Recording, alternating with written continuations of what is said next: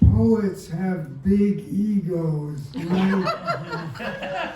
Most of us are like baby birds with our beaks wide open, cheeping me. But some of us are advancing poetry as a whole. And Bruce, my man Bruce Isaacson, is such a guy. He really began poetry with Babar. Close enough. And Zeitgeist Press was like the publishing arm of Babar. And Lerner was co-editor, right? Yes. And then in the course of years, a trip to Russia, a wife, kids, Bruce had to move to Las Vegas. It was in order to support a family. And he went out there and made the desert bloom.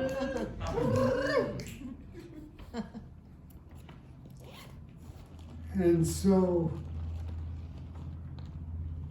James, Norman, Andrew, Loranger,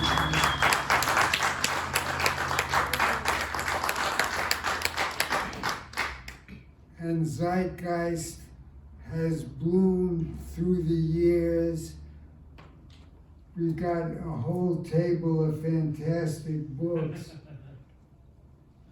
Let me just mention Deborah Fruchey's Last Laugh Press. And now let's bring up Bruce. All right. Thank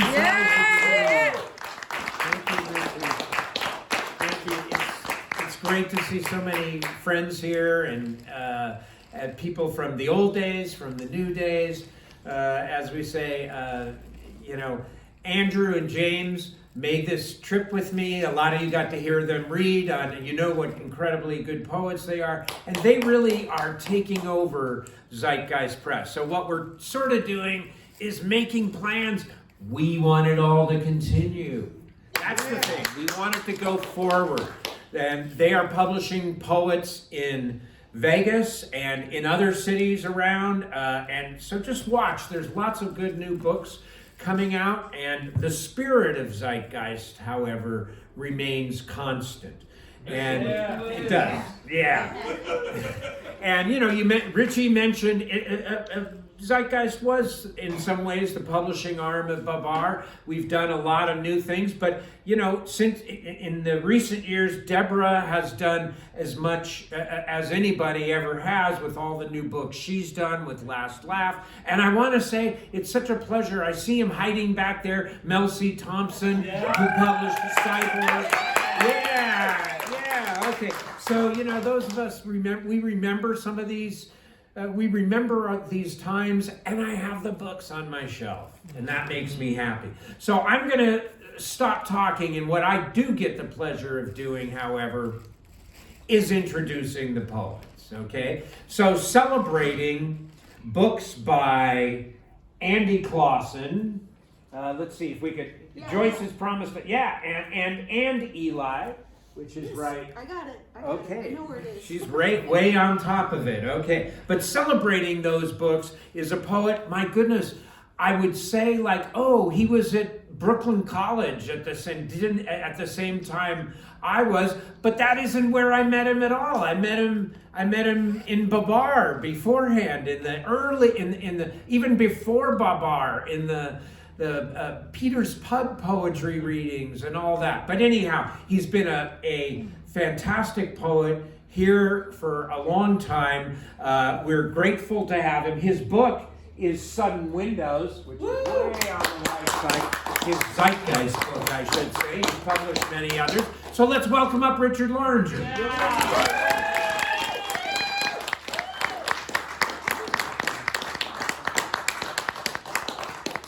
Hi, everybody. Hi, Joyce. I didn't say hi because I was scared of the front. Hi.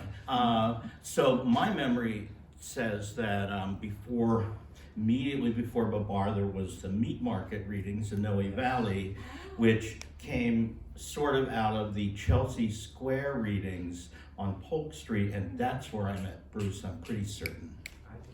Chelsea Square, open air. Like, they shut the cafe down and we had it out front for like a year. Wow. That's not part of my time. Hi, I'd like to share some poems. I'm going to read a poem by Eli Coppola and a poem by Andy Clausen and two shorties of my own, if I may. So let me just dive in. What a Significant Amount of Objectivity Can Do by Eli Coppola. There's no healing some wounds. You just gotta catch some of the blood in your hands and feel it falling.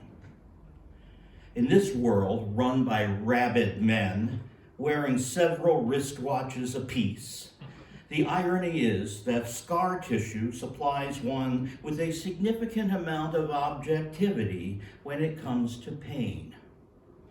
They didn't figure on that.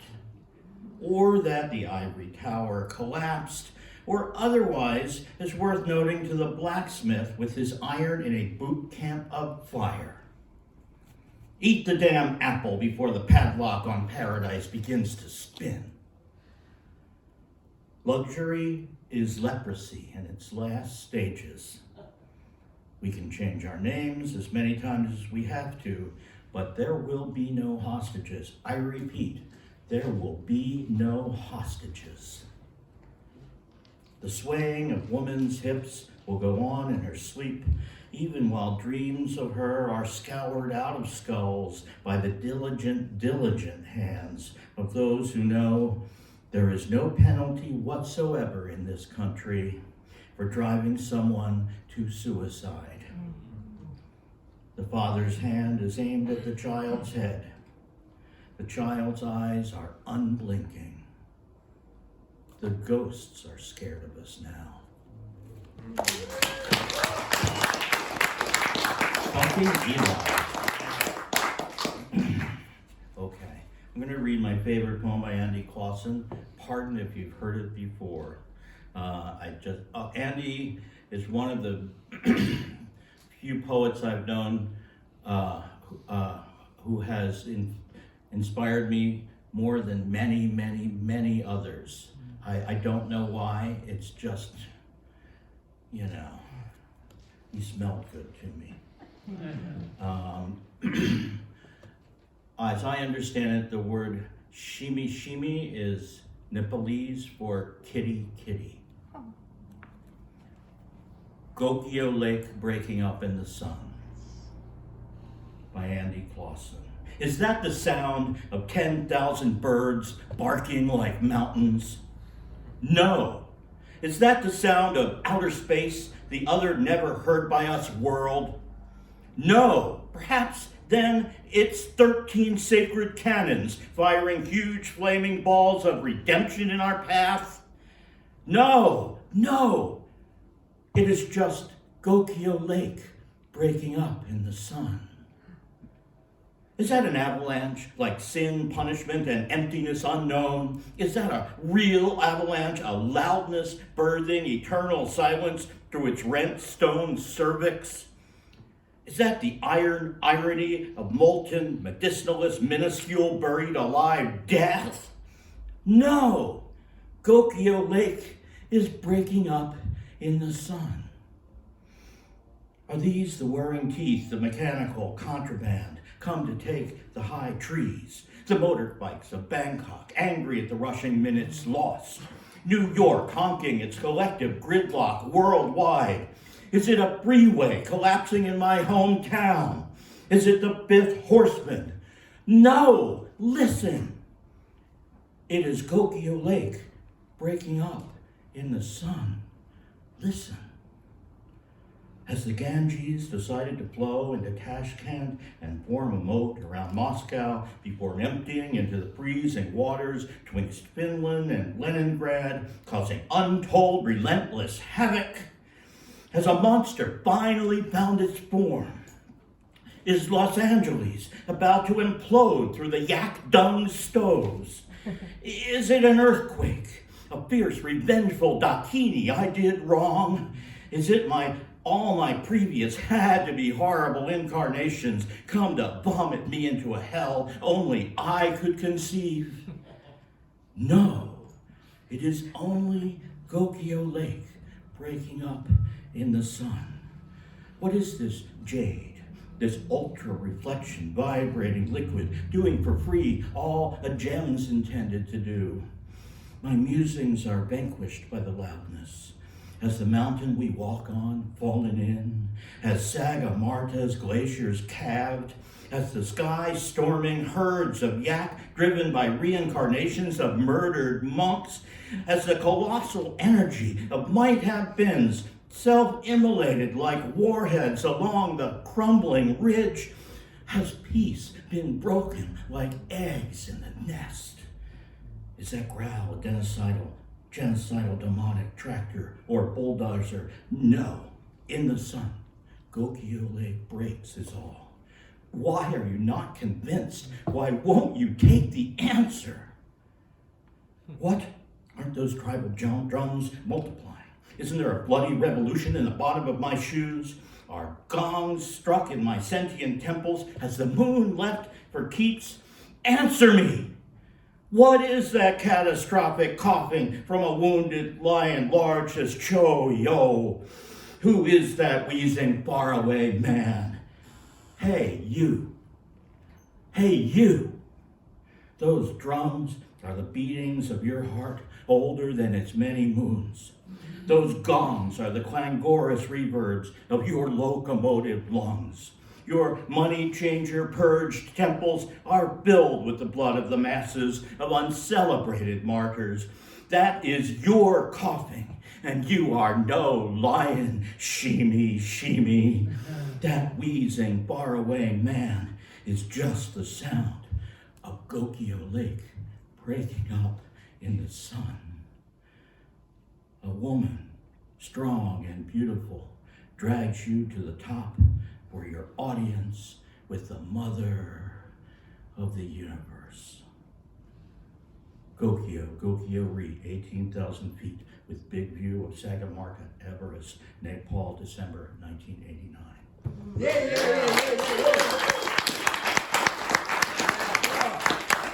Fucking Buddhists. And so 2 short ones by myself, if I may. I love Andy, I miss him, and I barely missed him last October. He was in the hospital when I went through Woodstock, but a bunch of people there wrote poems for his 80th birthday, and this is the one I wrote for Andy. It's related to the last poem, among others, you'll see. Oh, you lion, you crash a sprung gate with chirotic eye.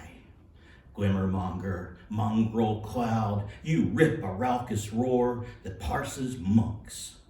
Lift in Coate Lake and kindly shatter us again amidst the foundscape of your senses, so we may build ourselves from magma in the dawn.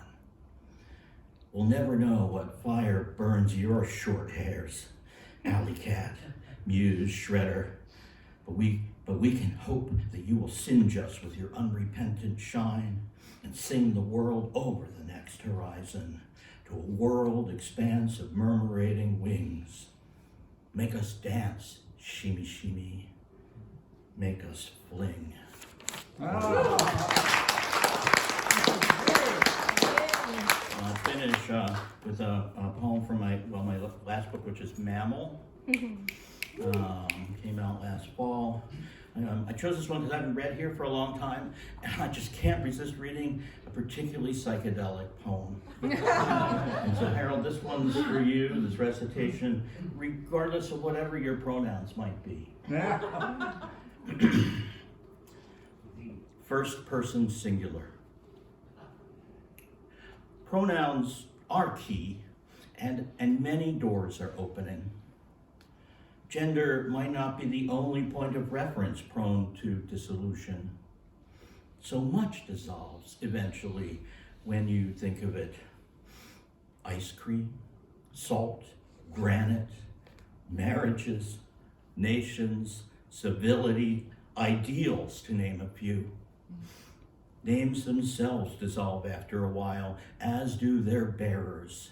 Tongues become less agile and mute the mortified mouth. Our teeth dissolve in sand. Our cells dissolve inside us. We slide like pudding into history, into time, itself dissolving as the synapses that mark it forget themselves, forget the body, forget the first person singular in frank denial that there was a first person slung from an umbilicus 1,000 millennia long. That's one long-ass cord. Swinging pendulous in a glistening sack, sliding on plasma, charged by molecules spun to helix in a hydrogen globe, all dissolving as it moves, splitting cells and singing. Pronoun that, why don't you? I they. But don't worry yourself, or whatever self or selves you think you have too much. The words are less important than the being, which is itself a word, seeping through our filters as we come upon a sea and fall in love with it, calling every drop of water by its name. Happy Zeitgeist Day. Thanks for having me. Thank you. Thanks to Richard Loranger. That was great. Wonderful. Yeah, Richard. Okay. So our next poet, I just want to say Richard's memory of history is always better than mine. Always, okay? Everything muses together into one lump of protoplasm in my brain. But thank you, Richard. Okay, so our next poet, I want to say, I think she's going to honor Julia's book, and the Book of Jerusalem, which that book was already famous when it had just come out, and Jam did so much for that book too, I just want to say. But I think that let's see, and I get to reach over and just wave the books. So I'm sorry. It's all right. Okay. So I just want to say that, you know, we have this Saturday workshop. It's a Zoom workshop. Yeah, a lot of you do come to it and such. So feel free to give me your email address, and you get the Zoom thing, and you can participate. And we're a nice writing community, a good writing community that support and help one another. And when I heard some of the poems in here, most of you know, for years now, I've already been saying, no, I'm too busy, whining, and all that. But when I heard some of the poems in here, we had to do this book because she's a fabulous poet. These poems are bold. They take courage as well as skill. So with that, I want to welcome Anita May. Yeah.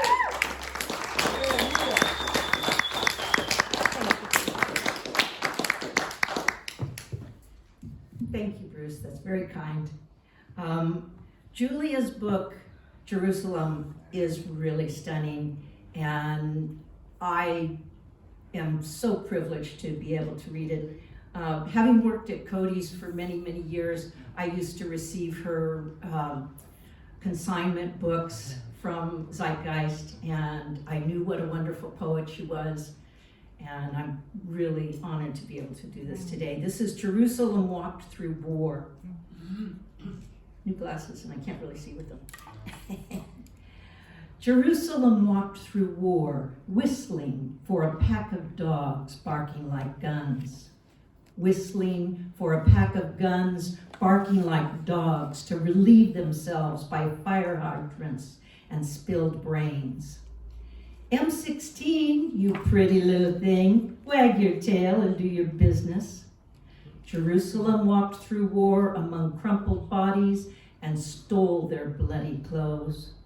My lovers always should be naked, she explained. I bury them in a soft shroud of kisses, but my lips cannot forgive that none of them kiss me back. Am I not beautiful?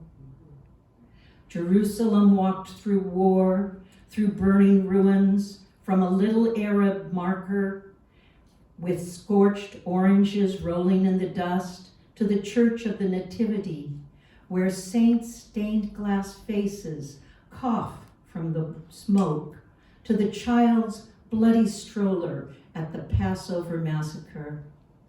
Jerusalem sings to make the flames dance. She rubs the back of her hand against charred wood and draws sooty black hearts on any wall still standing. Jerusalem walked barefoot on ashes like sand on the beach, wriggling her toes. Jerusalem walked through war. War walked through Jerusalem.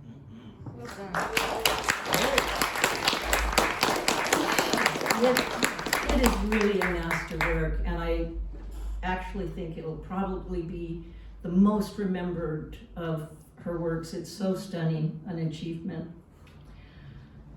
This is called Jaguar. I remember being 10 years old, walking alone less than a block from our suburban home. I don't know why I wasn't riding my bike. I was always riding my bike. I remember it was starting to get dark. Walking alone, I wasn't afraid.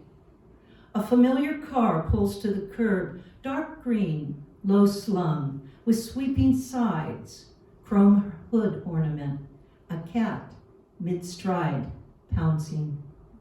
I've seen the man before, Beverly's babysitter's boyfriend. I saw her leaning against his car while Bev's mom and dad were at work. Pale eyes, broom blonde hair, long to his collar.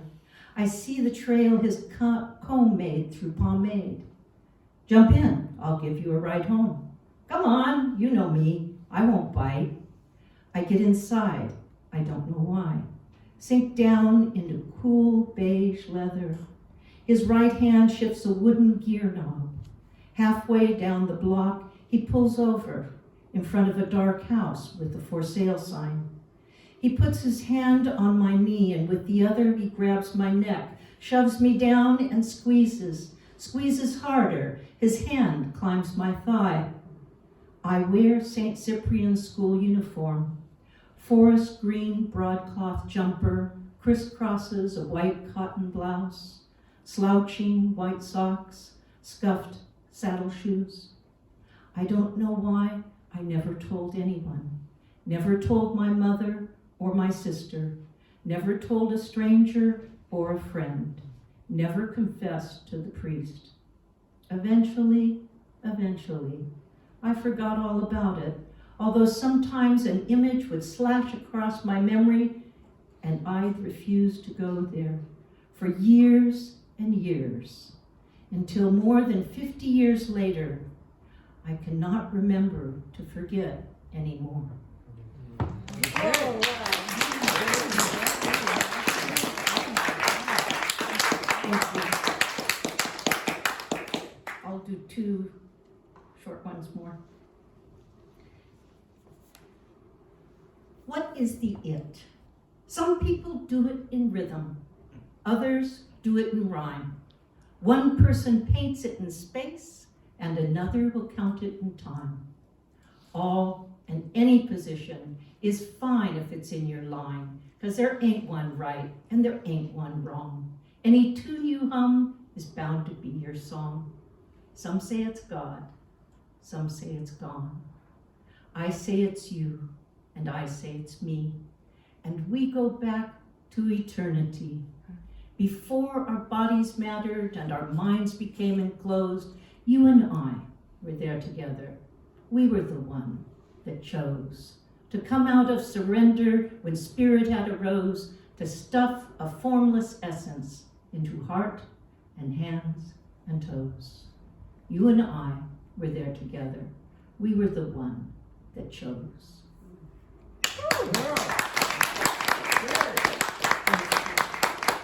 I'll do one more because Jan encouraged me. Why we wait. We put on these bodies, but they never fit that well. Life's so short we can't bear it. The pain of our longing is a cry caught forever in the throat of creation. Time is the great magician who flicks his cape to give the mechanical lie to existence, but time can only delay the eternal, while it puts a mask on the Godhead and stuffs reality into an alarm clock. We put on these bodies, but they never fit that well. The song of the earth is sung while the melody echoes through our bones. Thank you.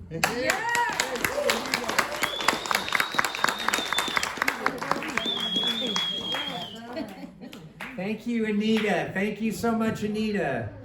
That was wonderful. Thank you.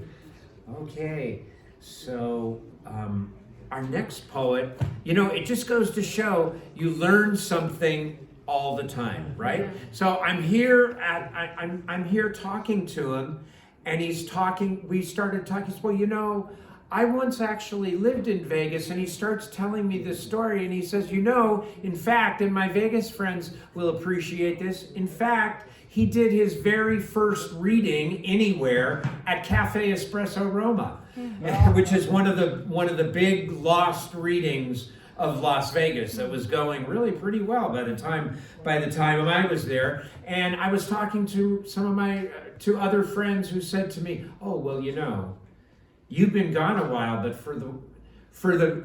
in the meantime, he has become really the heart and soul of Oakland poetry. So let's welcome Paul Corman Roberts.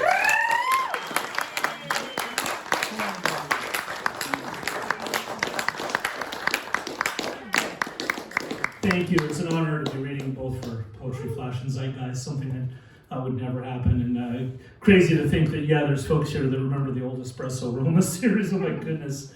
I've gotten a little bit better since those days.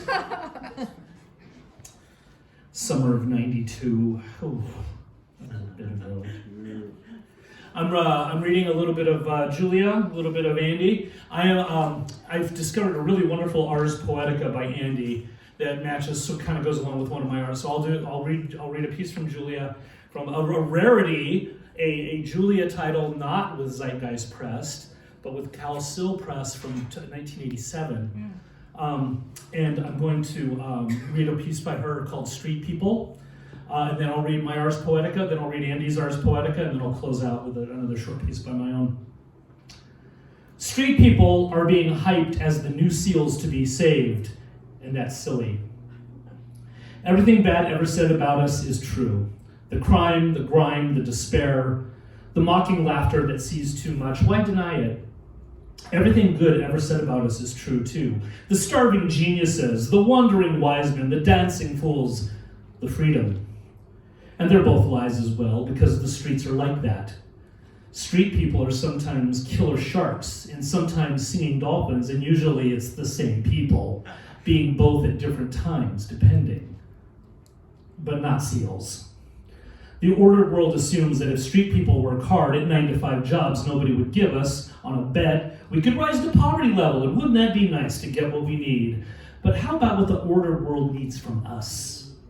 People need dreams and discontent and the darkness we hide in, the null and void before creation, the canceled cornucopia where we're hunted by cops and hunting each other and giving to anyone passing by a soul worth selling.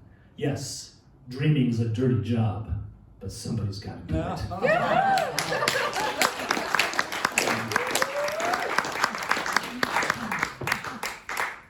So every other year, a big publication, the New York Times Book Review, The Atlantic publishes some opinion about why poetry is dead. Oh, poetry is dead. We hear it every other year. So I thought about it a little bit. Well, why is poetry dead? That was a writing prompt in a workshop. Why is poetry dead? Write about why poetry is dead.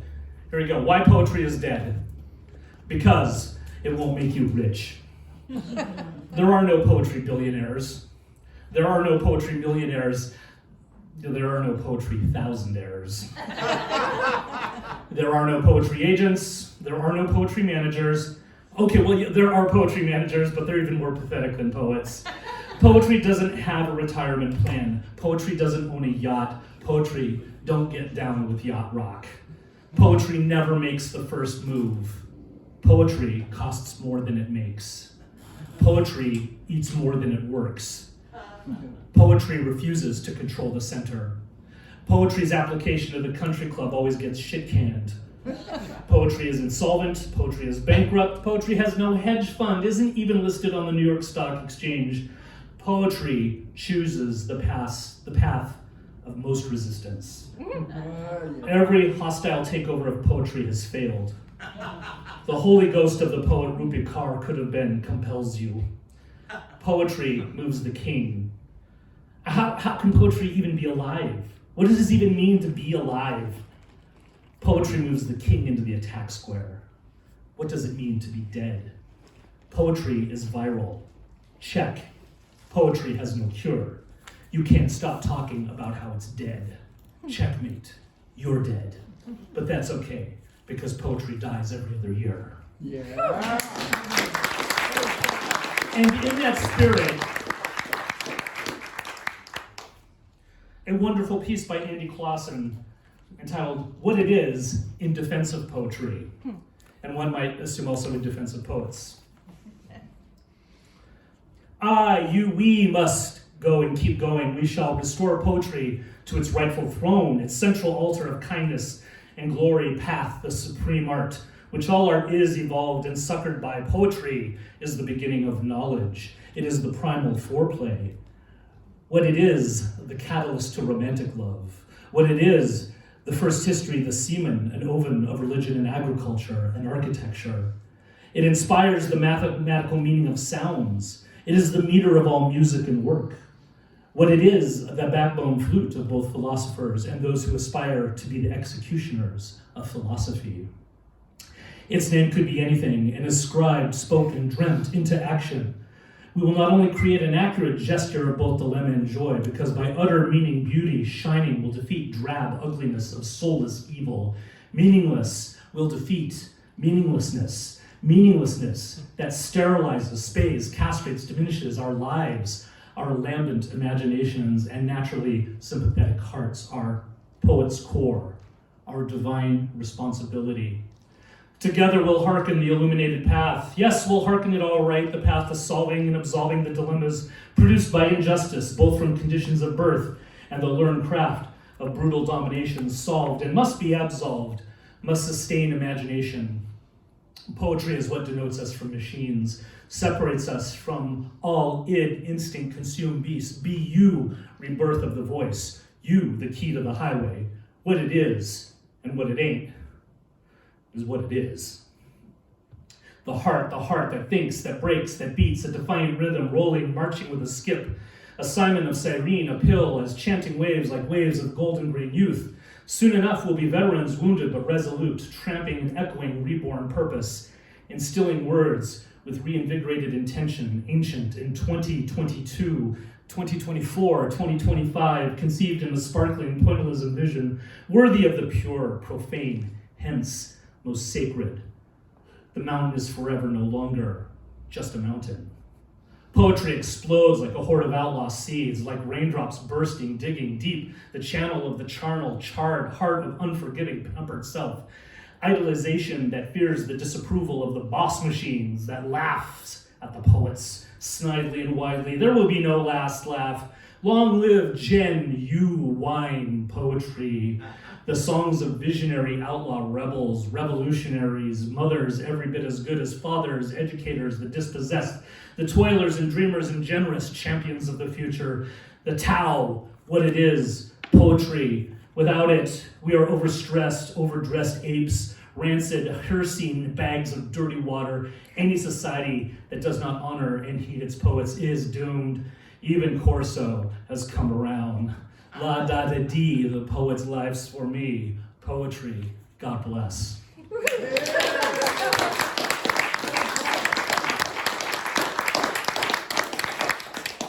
And I'll close with this sort of piece, kind of in the spirit of the Zeitgeist poets and the kind of hybridizing Barbie, the new Barbie, the Barbie hype with the Zeitgeist spirit. So every 10 years or so, there's like a Barbie genre thing that goes through poetry. Poets start reading their Barbie poems. This is my Barbie poem. It's called Rental. So these days they fly the ace flag between the bi flag and trans flag at the Malibu Dream House. That's just where Barbie and Ken and all their current scene hangers are these days, though they are certainly dancing the diversity shuffle in the brochures and ads for the Airbnb. It took years of intensive encounter therapy for her and prescription rehab for him before anyone was allowed to admit they had no genitalia, except for that one fringe procedure Ken had done in Florida in the early aughts. But they had that reversed less than 5 years later, and they've long since rented out the south upstairs cabana in favor of a quasi-permitted sweat lodge out on the beach. But they can't live out there forever. They're not spring chickens anymore, you know. The coffee table in the shaded veranda still has a mirror kit covered with razor marks and is believed to have arrived here around the time Prop 13 passed. And supposedly there's an old home VHS showing Belushi here on 1 or 2 nights. But I mean, look at this bunch here. A gallery manager, a coder working for his buddy's startup, and no one can remember the last time there was any live music. Not since Ken sent their bass amp flying into the pool that one night, and just dumb luck Downey wasn't nodding out in a floaty down there when it happened. I mean, I guess it's better now. Ken beat the plague, got off Adderall, and has a healthy little pot stove belly going now, but still can't keep a lover around for more than a weekend. And Barb, are they even around anymore? Maybe we should go check up on them, but somehow the bills keep getting paid and the food and wine and wheat keep showing up, so maybe hold off a bit longer before having to deal with the inevitable reality check. Thank you so much. Poetry class in Zeitgeist. It's such an honor to make it.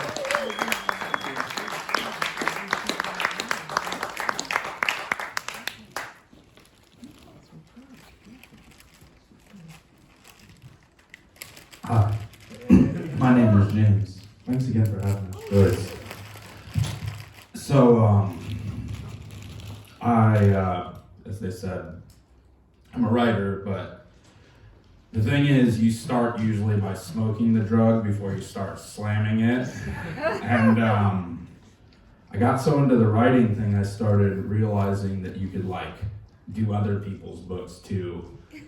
And that has been one of the great blessings of my life. I'm fortunate that I have very foolish friends like Bruce to show me the way to perpetual brokenness, but also perpetual grace. And I've done a lot of Zeitgeist books. My pictures, my editing is all over there, but one of the books I did is for Jan. And it's sitting over here. Yep. So it's Ghosts and Oceans. So my two friends did the cover design.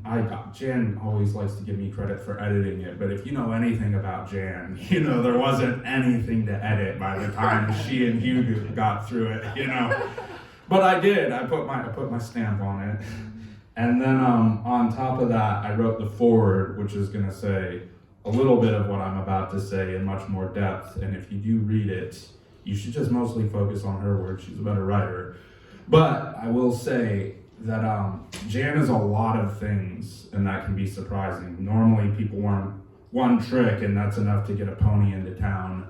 But she can vacillate between her kind of encyclopedic knowledge of many subjects, which comes out of her background as a pediatrician, She can find a kind of quirky sense of humor that can drive you through to the end of the story. She also has a little bit of sexiness in there sometimes too, if you're ready for it. But more than any other trick, she has a way to completely disarm you with the way that even when she's writing prose, she always has that cosmic sense of what makes poetry, what's unexpected, what gets so light that it's effervescent and just dissolves you into the page. And I don't have much more behind that other than she's incredibly talented and runs the full gamut of all the tricks. And I am very happy to say that she's not just someone who allowed me to, like I said, put my little muddy paw prints all over their work, but also is a friend of mine. So, Jan Steckel.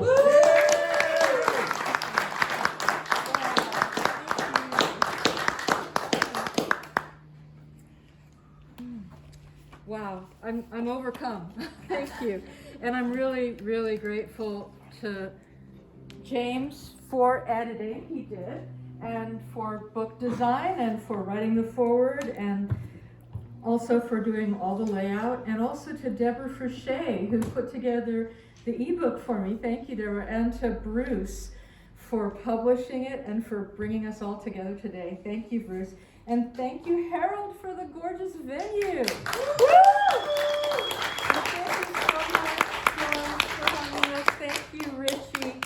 Okay, so I wanted to start out by reading a couple poems from Julia Vinograd's The Book of Jerusalem. So this is an expanded edition. The first edition, came out in '85, and then Julia wrote a whole second volume. And the second volume of poems is in here in the new edition.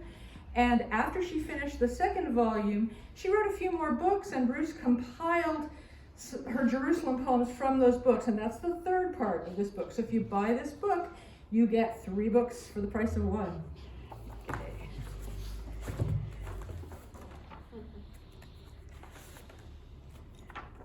This is from the second part. Jerusalem during a suicide bombing. Jerusalem strolled through an outdoor market during a suicide bombing. It rained fingers and oranges and blood bright as summer cherries. Strawberry ice cream cones blew straight up and knocked birds off their course, then fell back on a little boy's scabbed knee. The rest of him was gone.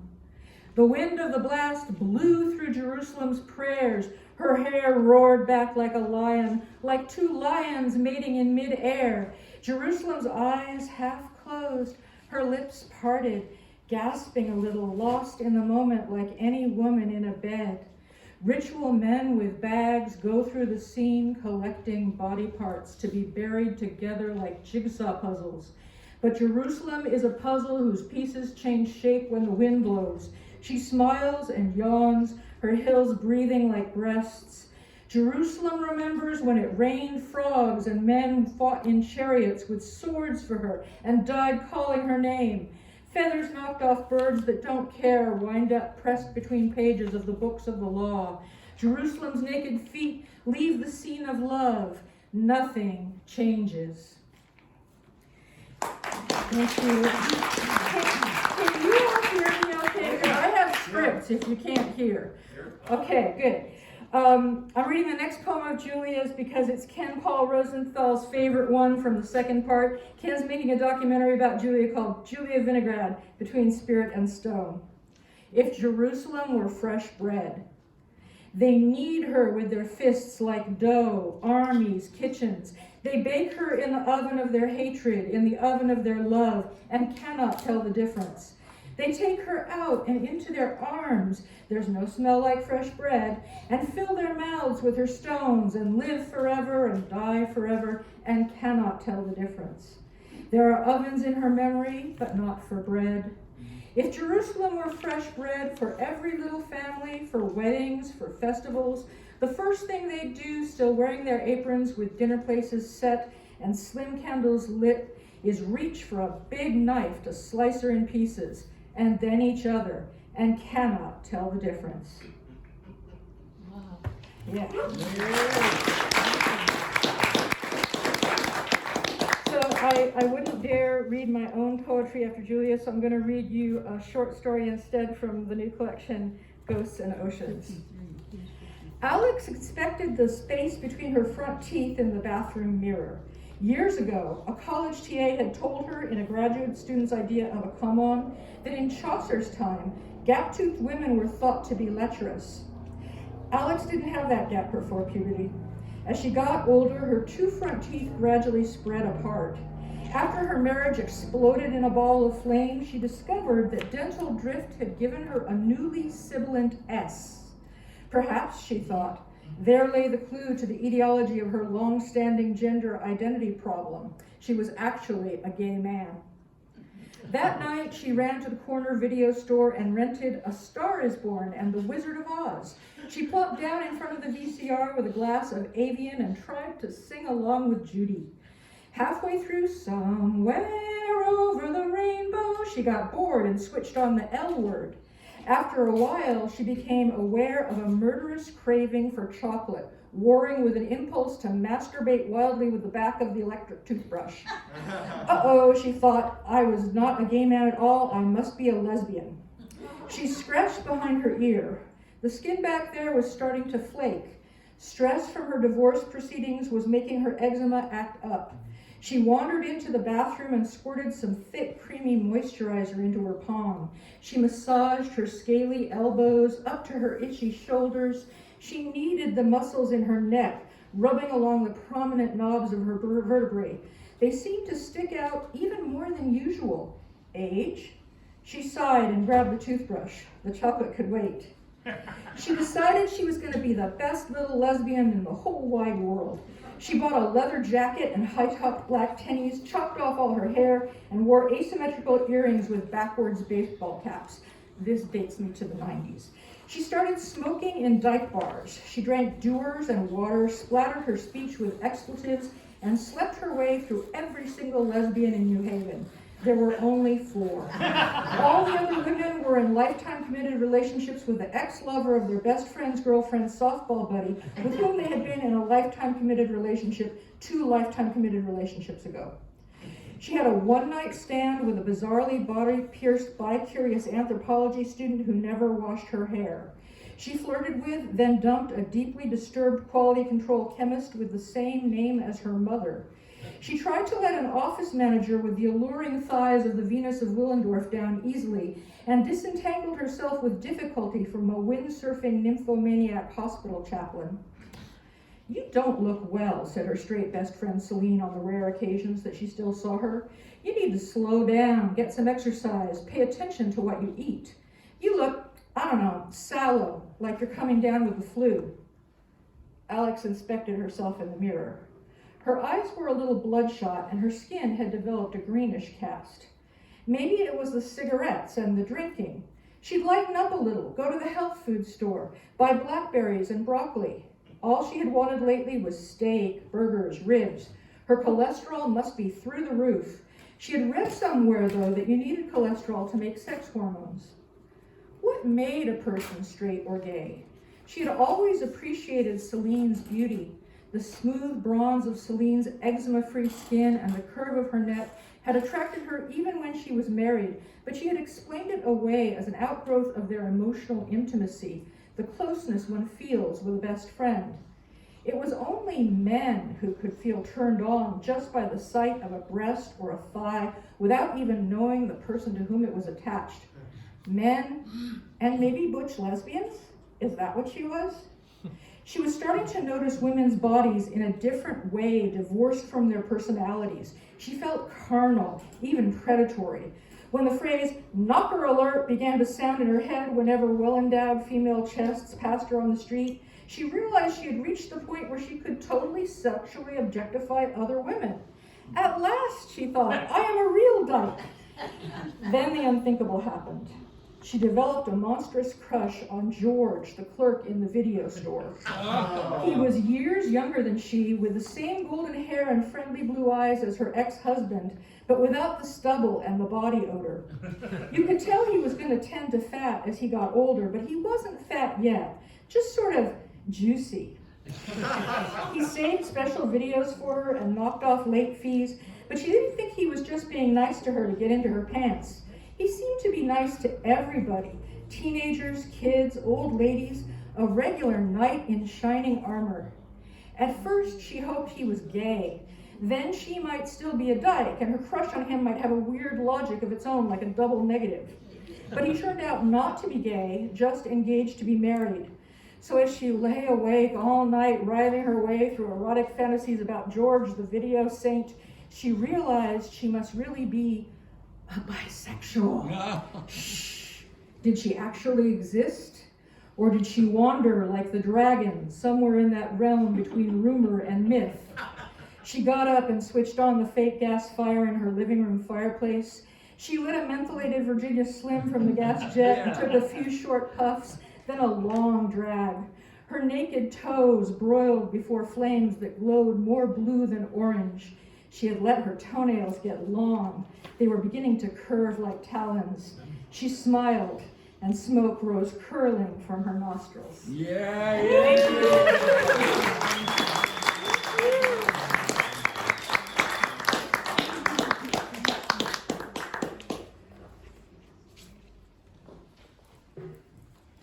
Hi, my name's Andrew Romanelli.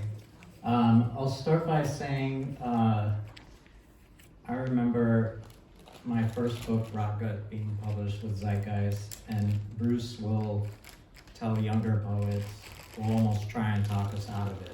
And say, "Are you sure? You know, you could possibly win all these prizes. It's not going to happen." And I said, "No, I'm sure, because all the Zeitgeist books and authors reading them, they're my people." And I felt so connected. For instance, Jan, it's like when people ask my sexual identity, which I normally don't care, I'll say I'm a Jan Steckel bisexual. When I read Julia Vinograd, she has a poem I believe called Crackdown, and it's about them cracking down on all the kids hanging out on Haight Street. And she starts shouting out, you're arresting my poems, the kids, you know, you're taking them away. So this is what I do in Las Vegas. I live downtown, and whenever the cops are harassing my friends who live on the street, I yell out, "You're arresting my poems, get the hell out of here." So far, I haven't gotten arrested doing that. But let's talk about the poet I'm gonna introduce next, which is David West, and I had the wonderful pleasure of meeting just recently. And I'll tell you, like, David West is with me in so many different places. When I think about all the weird and shitty jobs I've ever worked, it's like David's there with me. And sometimes I'm like, what would David West think? You know, and now I'm gonna start harassing him by emailing him about it. When I think about all the drag queens I grew up with and helping them put on their wigs and them freaking out over makeup, I'm like, David West was there too. When I think about his poems in the bar, I'm like, I've been in those bars. David West was with me there too. So it's an honor to be a part of this press. These really are my people, and I don't want to be anywhere else. So David West, please. Yeah.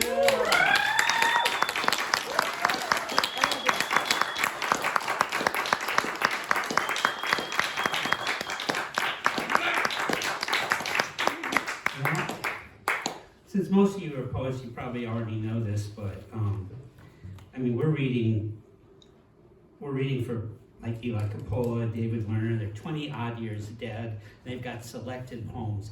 How many fucking publishers do selected poems at all, let alone keep poets alive 20 years after they're dead? That don't happen. So Bruce, do. Okay, so Eli and I were good friends. And as most people probably already know, she had muscular dystrophy and she needed a seat. So we would go early to get a seat in the bar. And because she couldn't walk around and cruise the boys, I would go around and cruise boys for her and bring along the ones, because I thought she had terrible taste in men, so I would bring along the ones that I thought would work, and I would come back and they would be gone, and I'd say, "What happened?" And she would just say, "Your gaydar is so busted, dude. They wanted you, not me." This is called A Rock in a Hard Place. Here we go. Last week, as I sat here by the bar, pressed in by an unusually large throng, I noticed the small place I'd mustered for myself was ever so gracefully being invaded by one happy dick. I investigated my suspicions. Yes, a roughly cylindrical heat-generating object embossed itself on my lower back. And yes, that creepy feeling. The man was wedged directly behind me, and had I turned to face him, my face would level off at his chest. Neither a threatening stance nor a good ID was possible. I said quietly, but out loud, all right, the rock in the hard place.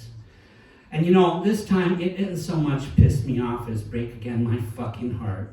For a moment there, I felt a ghost finger trace my spine, but this man presses harder, is a stranger, will not face me. I edge off my seat. He follows, tipping his pelvis. I wasn't giving up that seat. I waited half an hour for that goddamn stool, and the club had only grown more steadily packed with other men in the meanwhile. I pull on the thick leather jacket and can no longer feel it. Apparently neither can he. He leaves. I tell people this story. Parents wish I'd come home. Women friends counsel self-defense. Men friends say, get a gun. But what I say I want is a good man.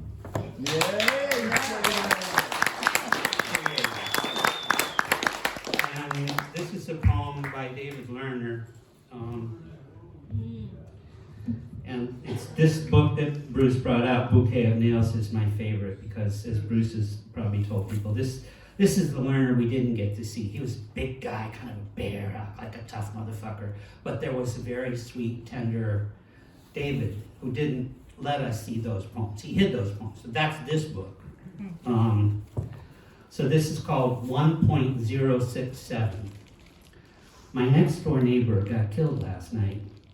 3 shots from a gun of indeterminate caliber, fired by person or persons unknown. Nobody saw their face.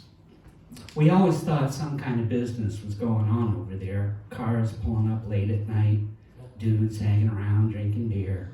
But they were quiet, didn't give anyone the hard eye, so nobody paid it too much mind. We live in Oakland, where the official murder rate is 1.067 a day so far this year. This one didn't even make the papers. Maura had trouble sleeping that night.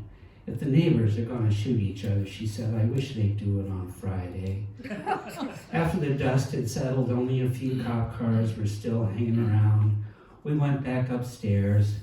We'd just been about to make love when the shots ran out. As we began again, we heard anguish sobbing from the street, the dead man's mother crying over and over at a neighbor, Sherry, tell me what happened in that house. We moved from the living room to the bedroom where we could no longer hear her. Today, his friends moved his stuff out in a U-Haul. I never knew his name. Tall, slim, 40-ish black guy who wore expensive Hawaiian shirts and owned a classic Cadillac. He once flirted gently with Maura as she walked to the 7-Eleven one afternoon. It sure is easy to die these days. I figure if the new tenant is no worse than the drunk, we're doing all right. I don't know why I'm doing this. I guess it's just because we all get a little older. And I wish Lerner and Eli were here with us, but they won't. This is called Flea. I was attacked by a flea on the subway today. It came from a gray-haired woman beside me, lost in some thick old book.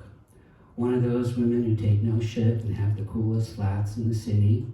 Probably likes jazz, throws pots, has a dog or a cat. She's probably single and resigned to that after many experiments with men like me. I could have said, lady, is this your flea? But I could tell she gave as good as she got. I tried to kill it, but fleas are tough. They tuck their legs up under their shells, hold their breath, and mutter, motherfucker! I used to write about commies, poets, and queens. Now I write about old ladies and defiant fleas. Barnacles who won't leave this town that isn't ours anymore. People who once called us flat out crazy now say we're sweet but eccentric, and they wonder why we get so grumpy. I live alone. I like it that way. I have a pet too. It's a spider.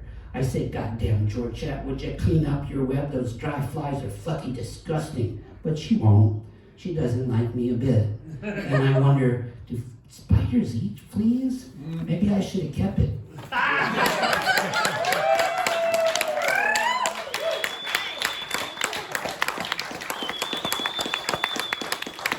All right, that's a treat. David West. We don't get to hear David West often enough. Thank you, David. Thank you so much.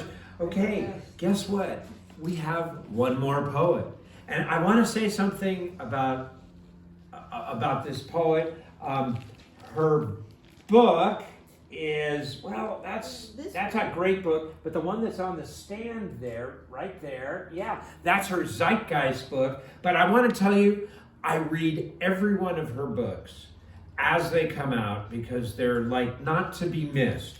She is not only does she help people, she's helped, which I know she's involved in the National Association of Mental Intelligence, and I can't get that right. I'm sorry.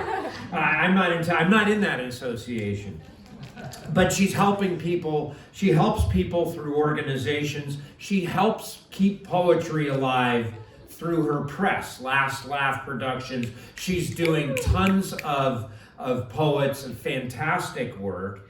And I want to say that her own work, which is too easily overlooked, reaches heights and depths that just move me every time. Like I said, I never fail to read what she writes. So let's just welcome Deb Fruchey.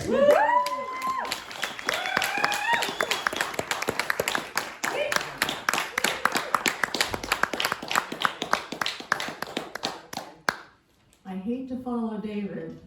I just like to sit here and bask for like half an hour. I'm going to do an Eli and a Julia and then one of my own. This is called Gold Boots.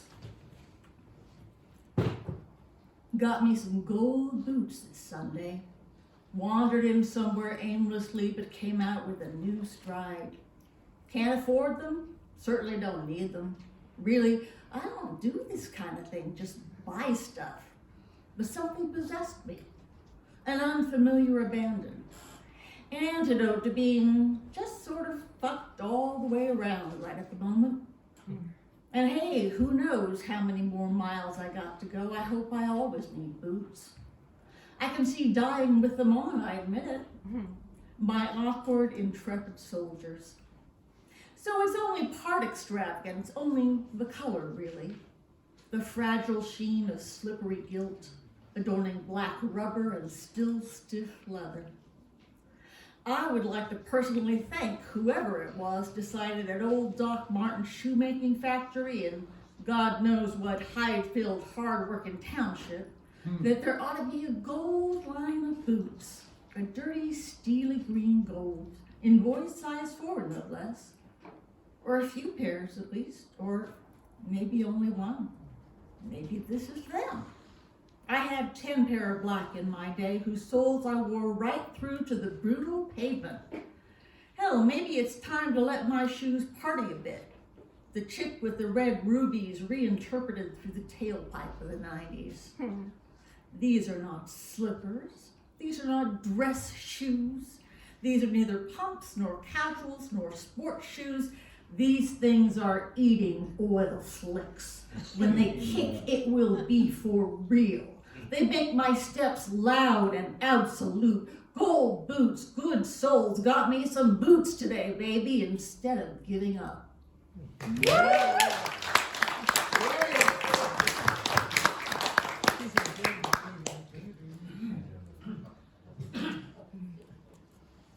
And this is a Julia from the anthology, which is really hard to choose from. Oh my God. So I chose one about poetry called In the Bookstore. I went down to the bookstore this evening and found myself in the poetry section. For every thin book of poems, there was a thick biography of the poet, and an even thicker book by someone who's supposed to know, explaining what the poet is supposed to have said and why he didn't. Yeah. So you don't have to waste your time on the best the writer could do, the words he fought the darkness and himself for, the unequal battle with beauty. Instead, you can read comfortably about the worst the writer could do, the mess he made of his life, how he fought with his family, cheated on his lovers, didn't pay his debts, and not only drank too much, but all the stupid things he ever said to the bartender just before getting 86 will be printed for you. And they're just as stupid as the things everyone says just before getting 86. The books explaining the poet are themselves inexplicable. The students who have to read them cheat. I left the poetry section thinking about burning the bookstore down. Some of a poet's work comes from his life, okay. But most of a poet's work comes in spite of his life, in spite of everything, even in spite of bookstores. So I went to the next section and bought a murder mystery, but I haven't read it yet. I find I don't want to know who done it and why. I want to do it myself.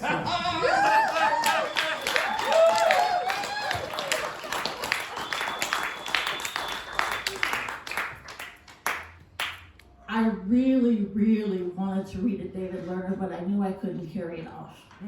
So I'm just going to read my poem about David, which it took me about 8 years to come up with, because that kind of thing just takes time.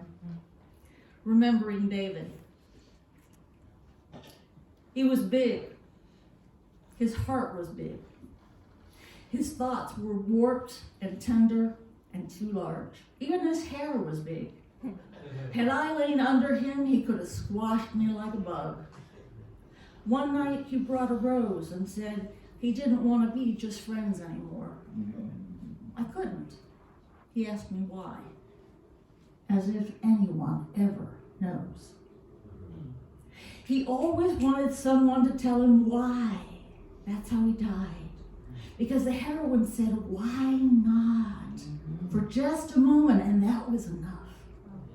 Too much. He had a laugh like the crushed up bones of babies. I can hear it now when he finds out his chapbooks, once $5.95, sell in the UK for £200. He could have used that money while he was alive for drugs or smokes or even rent, but if he were alive, he still would be starved and ignored. That's understood. I have a shirt of his, dark blue. I wear it sometimes when I'm sad. And if someday I auction it at Christie's for $8,000, his friends will spit. But if I told him, hey, I really need the cash, he'd understand. And if he called me up again from inside the loony bin at 3 a.m. and asked me if I'd run to buy him cigarettes, this time I would.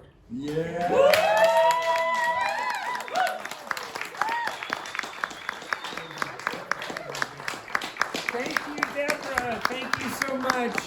So, yeah, that was fabulous. I really look forward to hearing Deborah read every time. What a great collection of writing, of books. I just feel overjoyed to be back in the Bay Area. So Joyce hands me this note, and the note says, my eyes aren't as good as they used to be. Would you read a piece at the end? Yeah. Okay, so Encore. I was going to say okay. So but in order to do it, because I messed up and I didn't bring the right.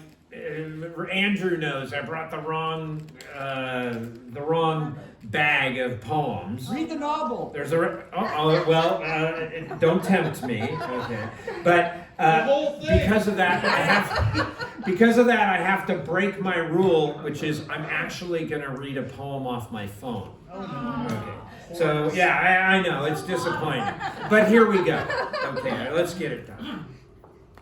This maybe some of you who were here in the 80s and 90s and such, this will take you back a little bit. Elegy to a Reading. Is there anyone still around from when you were young? When we're all foolish yet filled with delight to see each other, high signs, hugs, lives of lived poems, loves sweet and broken, the glaze and the shadows falling on Adler Alley as the Sunday afternoon reading became a who knows what might happen night at Specs. They say at 90 years old, Civil War vets went back to the battlefields, shook hands, replayed the contours of the fight.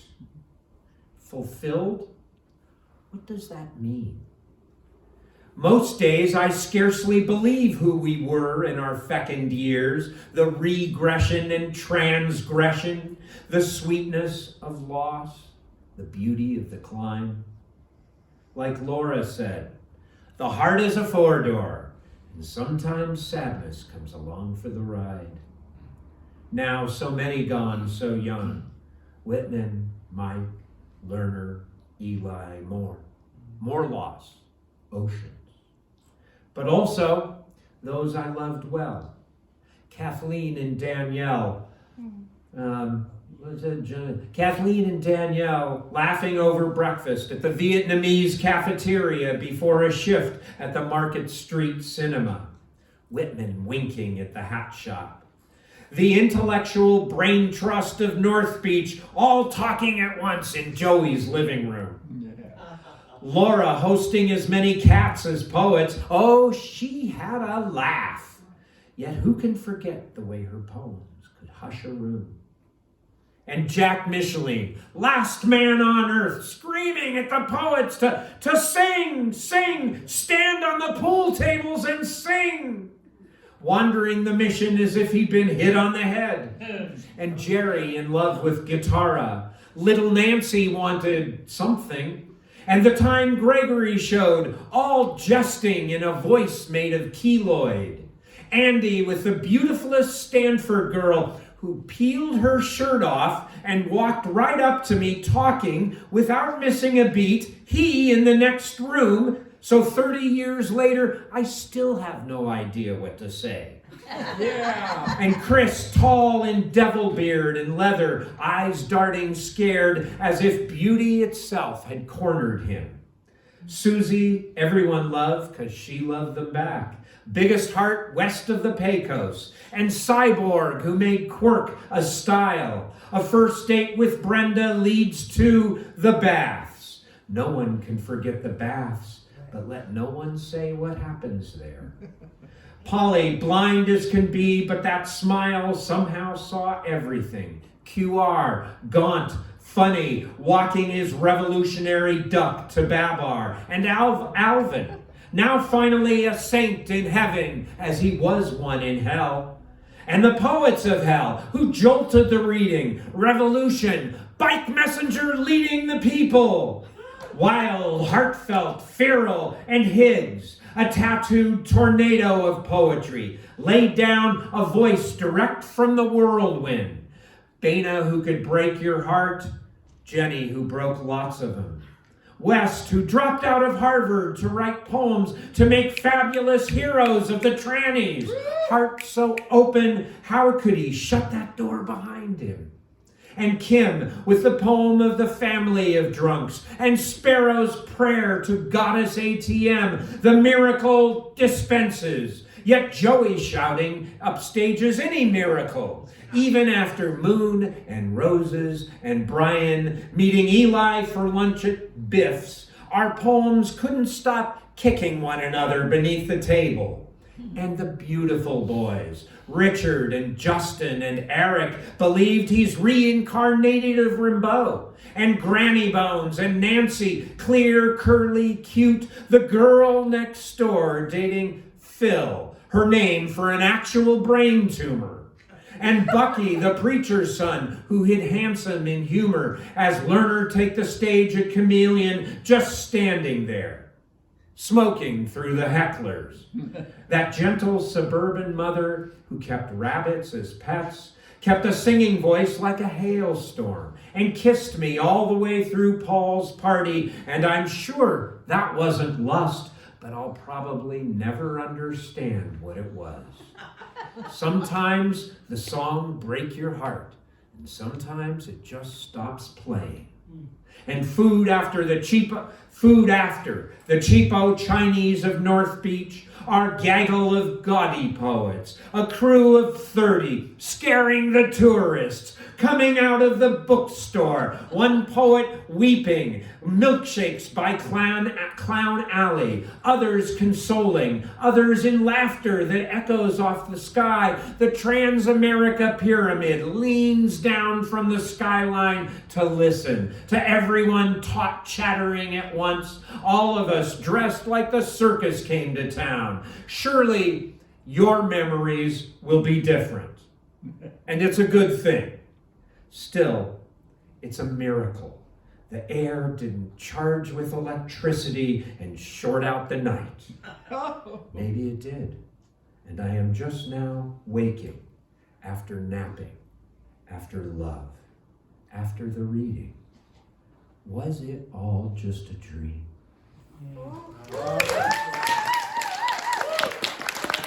Thank you, Harold Adler and Poetry Class, for having us. Thank you. Isaacson and these wonderful poets, these wonderful Zeitgeist poets and friends. Thank you so much for reading and for celebrating our late, great Andy Clausen, David Lerner, Eli Coppola, and Julia Vinograd.